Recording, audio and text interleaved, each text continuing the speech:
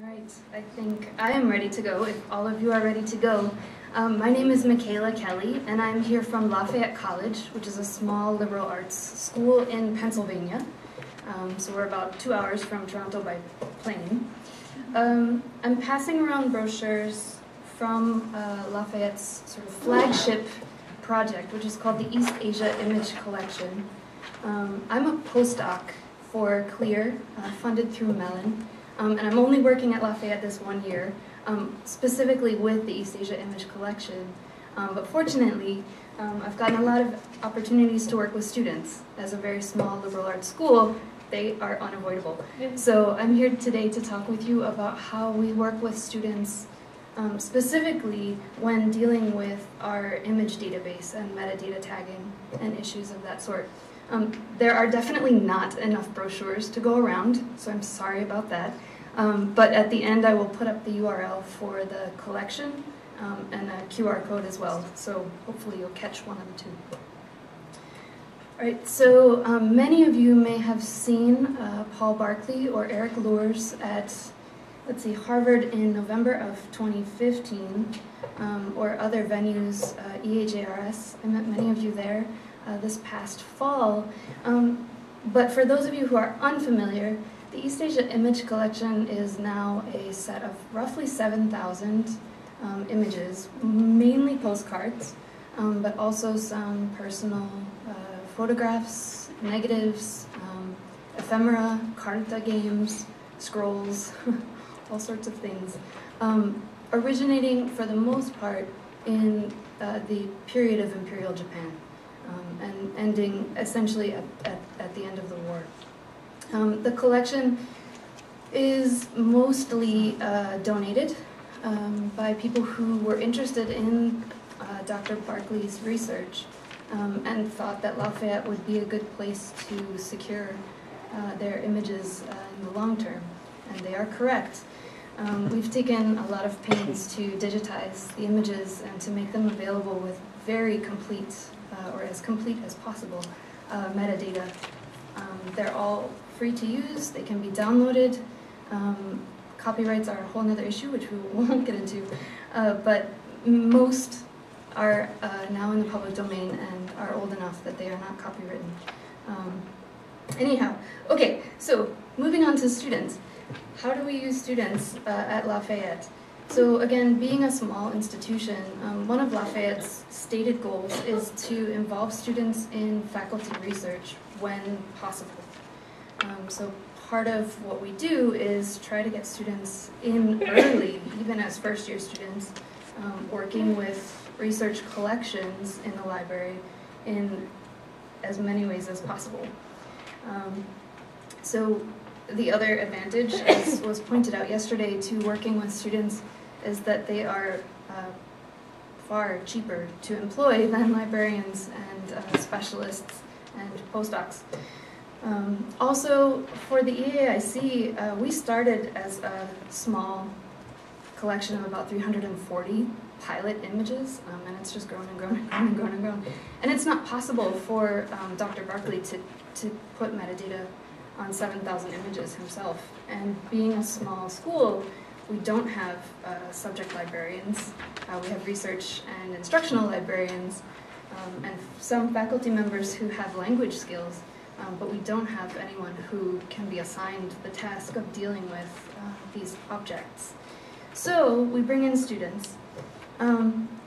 At Lafayette, some of the roles that students play are with the very early programming for MetaDB, which is the platform that we use and are currently updating for entry of metadata for these images.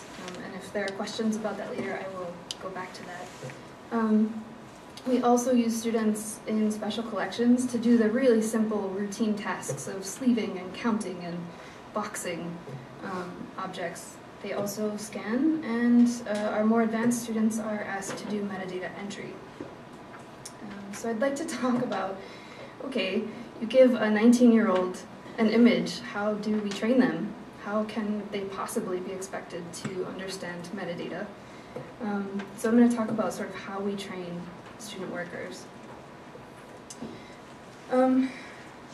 So many of you raised your hands when Vicky asked if you work with students that I am sure that for most of you this will not be any kind of new information, but perhaps confirmation that you're not alone.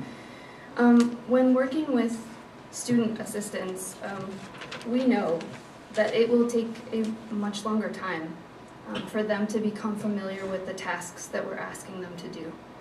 For most students, they don't even know the word metadata when they come in. This is a totally foreign concept to them.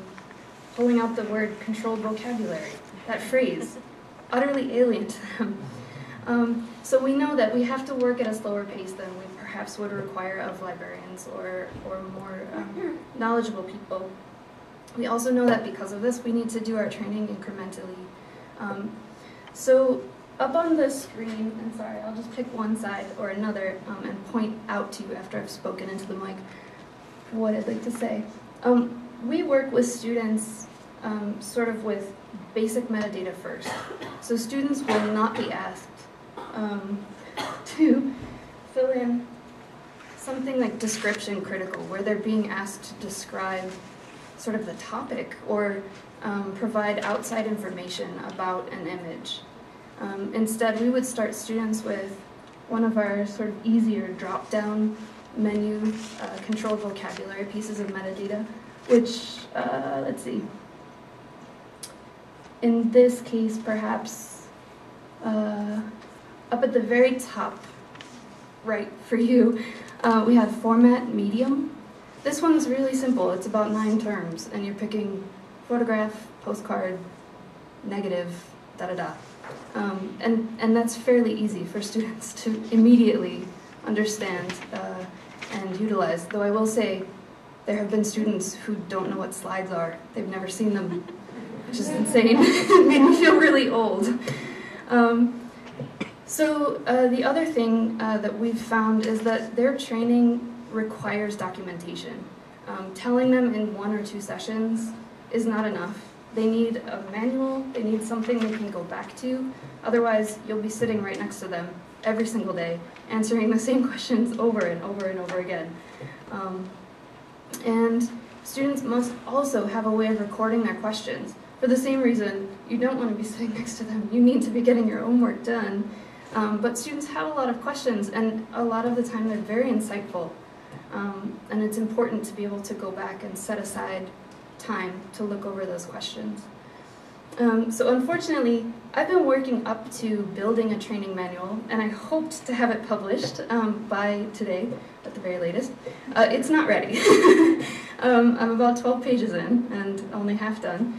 But I wanted to sort of give you an idea of what the training manual I'm building is, what the contents at least are.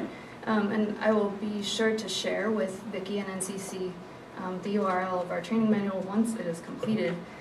But so this manual is accompanied by a notebook that students are using for tracking their questions and sort of day-to-day tasks. But essentially, what this manual provides are both the really practical questions, answers to practical questions students have, like about their timesheets. Because again, these are 18-year-olds in many cases who have never filled out a timesheet and don't know where to find them in our library. But also sort of a teaching component, which in our next slide we'll look at, but explaining metadata, explaining the use and the importance of the collection that they're working on. We found that it's really difficult to retain students if they don't have a sense of how they're contributing to a larger conversation or to a larger piece of scholarship. So we want them to walk away with at least, sort of perfunctory understanding of metadata and of the East Asia image collection, how it's important to other researchers. Let's see. Okay, we'll move on. So this is the section that students have to read when I explain to them what metadata is. And I'd love to know what you all think. But in essence, I've given them 3 ways that metadata can make sense to them. Metadata can help us confirm the quality of the data. It can help in organizing and accessing the data, and it can help visualize the relationships between data. And this seems to really resonate with students and help them understand why we need them to focus. We need them to not be texting while they're tagging. And these are difficult things, but I've found that really giving students this sort of fundamental, clear explanation of what they're doing and what they're contributing has been important. All right, so we're almost at the end. These are sort of the takeaways that I would leave with all of you, and I'm sure, again, many of you know this, but clarity of task and purpose is very important to have from the beginning of a project when you're working with students. Being understanding of the repetition and of sort of the redundancy of your own instructions, day to day, week to week, is something just to have in your mind, to be prepared to be doing with students. Tiering student learning and tasks is quite important. So again, we work from the objective to the subjective, very concrete subjects to more abstract. And there are steps along the way where you're confirming that students have really gotten, if you're thinking about Bloom's taxonomy, they've got the vocabulary. Are they ready to move up? Can we ask for analysis next, or whatever. Fourth thing is to practice patience. We need to be mindful of the patience that we must have, and also encourage students to have patience with themselves. One thing that our students at Lafayette tend toward, generally, is a sort of risk-averse nature. They're afraid of making mistakes. They're afraid of making the wrong judgment calls. They're afraid of almost everything. So we need to both be modeling patience, but encouraging patience in our students. And then the fifth point, I cannot stress enough, at least in our library and with the East Asia Image Collection, we have so many people involved in the project, partly because it's a small library. We have sort of our librarian who also works with the art history department, and we have our programmers, and we have our, all sorts of people are working on this project and end up interacting with the student workers. So we try to make sure that the expectations for the student worker are very clear across the upper level staff members, so that they're talking to the digital librarian one day and then they find out something different, and they get very confused, and none of us know who said what to whom when, and so we try to make this very clear. And then last, again, just remembering that these are young people, and that they will need reminders to bring a pencil to work, and that we need to be forgiving of that, but also that this is an important step in their lives as well. The idea that this is where they're going to be gaining really basic work skills, and that we're contributing to their lives in a very important way. So that is what I will leave you with. Here's the QR code for our URL. I'm sorry, our URL is really long and quite nasty to have to type out by hand, so if the QR code helps, I hope you can use it. I will be back up in an hour or two to talk with you again, but I am done at this point. Thank you very much.